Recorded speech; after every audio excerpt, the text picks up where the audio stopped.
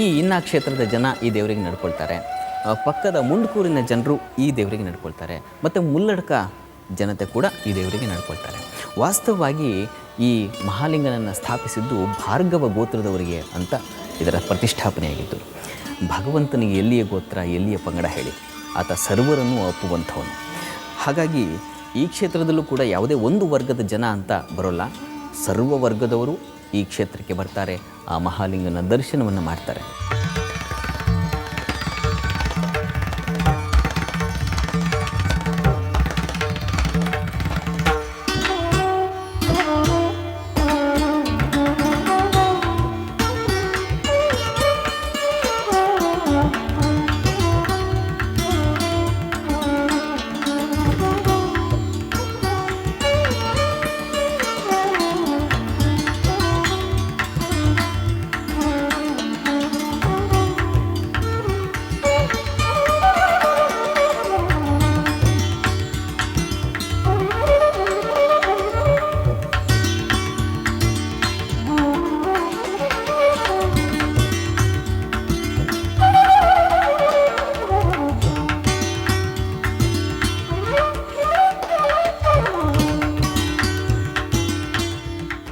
ಪರಶುರಾಮ ಭಾರ್ಗವರು ತನ್ನ ಪ್ರಿಯವಾದಂತಹ ಆ ಶಿಷ್ಯರಿಗೆ ಈ ದೇವರನ್ನು ಆರಾಧನೆ ಮಾಡಿಕೊಳ್ಳಿಕ್ಕೆ ಜಾಗವನ್ನು ದಾನವಾಗಿ ಕೊಟ್ಟು ಇಲ್ಲಿ ದೇವರನ್ನು ಪ್ರತಿಷ್ಠಾಪಿಸಿ ಕೊಟ್ಟಿದ್ದಾರೆ ಅಂತ ವಿಚಾರ.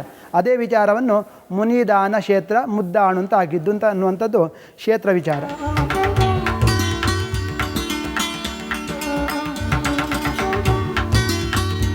ಮುಂಚೆ 3 ಊರುಗಳ ಅಧಿನಾಯಕನಾಗಿದ್ದಂಥ ಶಿವ ಇಂದು ಇಡೀ ಕರ್ನಾಟಕದ ಮಂದಿಗೆ ಒಡೆಯನಾಗಿದ್ದಾನೆ. ಮುದ್ದಾಣುವಿನ ಮಹಾಲಿಂಗನೆಂದರೆ ಮಾತು ನಡೆಸಿಕೊಡುವ ದೇವರು ಅನ್ನುವಂಥ ನಂಬಿಕೆ ಭಕ್ತರಲ್ಲಿದೆ.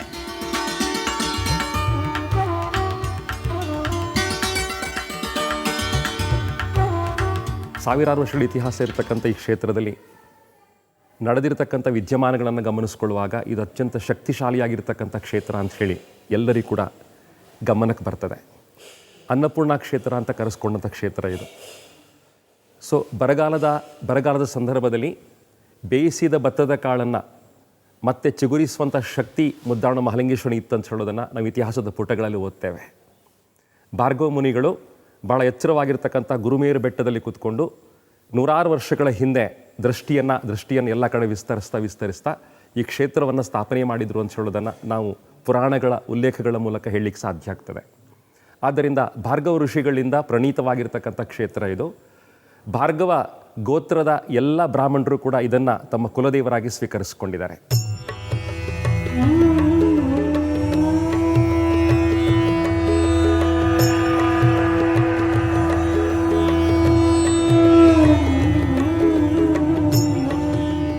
ದೇವಾಲಯದ ಪ್ರಾಂಗಣದ ಅಂತರ್ಭಾಗಕ್ಕೆ ನಾವು ಪ್ರವೇಶ ಮಾಡಿದ್ರೆ ಈ ಪೌಳಿಯ ನೈಋತ್ಯ ದಿಕ್ಕಿನಲ್ಲಿ ನಮಗೆ ಮಹಾಗಣಪತಿಯ ದರ್ಶನವಾಗುತ್ತೆ.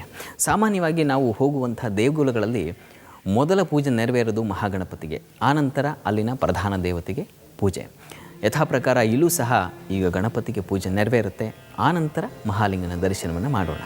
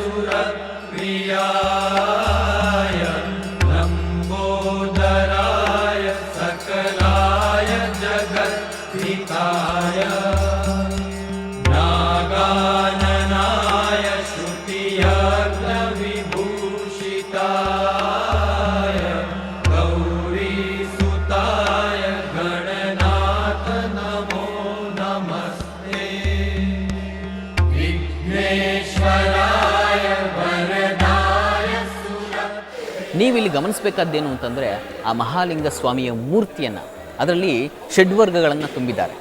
ಏನು ಷಡ್ವರ್ಗಗಳು ಅಂದರೆ ಅಧಿಷ್ಠಾನ, ಭಿತ್ತಿ, ಪ್ರಸ್ತಕ, ಗ್ರೀವ, ಶಿಖರ, ಸ್ತೂಪ ಈ 6 ಕಲೆಗಳನ್ನು ತುಂಬಿ ಆ ಶಿಲ್ಪವನ್ನು ಮೂಡಿಸಿದ್ದಾರೆ. ಬಹಳ ಅದ್ಭುತವಾದ ಮೂರ್ತಿ ಅದು. ಆ ಮೂರ್ತಿಗೆ ವಿಶೇಷ ಪೂಜಾದಿಗಳು ನೆರವೇರುತ್ತೆ.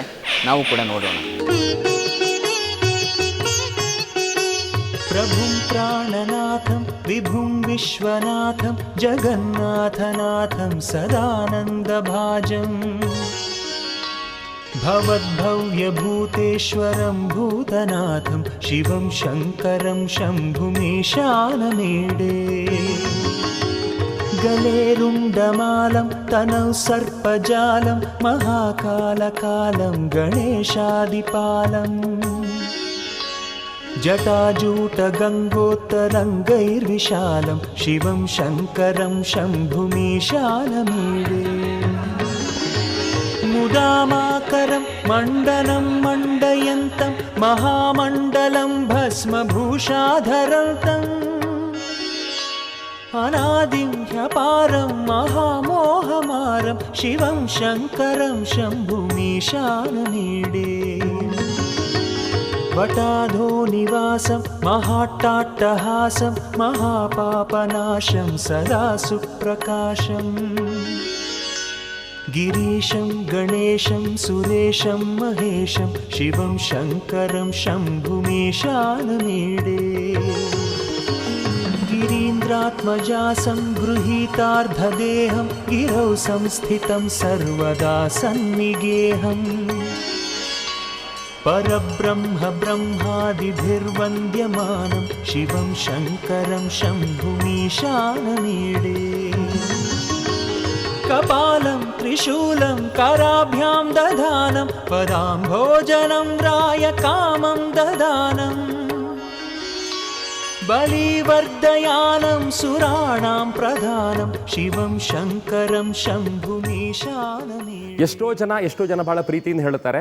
ವಿದೇಶಗಳಿಂದ ಬಂದವರು ಕೂಡ ಹೇಳುವಂಥ ಮಾತೇನು ಅಂತ ಹೇಳಿದ್ರೆ, ಇಲ್ಲಿ ಬಂದಾಗ ಭಾಳ ತಂಪಾಗಿರ್ತಕ್ಕಂಥ ವಾತಾವರಣ ಇದೆ, ದೇವರನ್ನು ನೋಡಿದಾಗ ಭಕ್ತಿ ಪುರಸ್ಸರವಾಗ್ತದೆ. ಸೊ ಜೊತೆಗೆ ಜಾಗೃತ ಶಕ್ತಿಗಳು ಗಮನಕ್ಕೆ ಬರ್ತಾವ ಅಂತ ಹೇಳುವಂಥದ್ದು.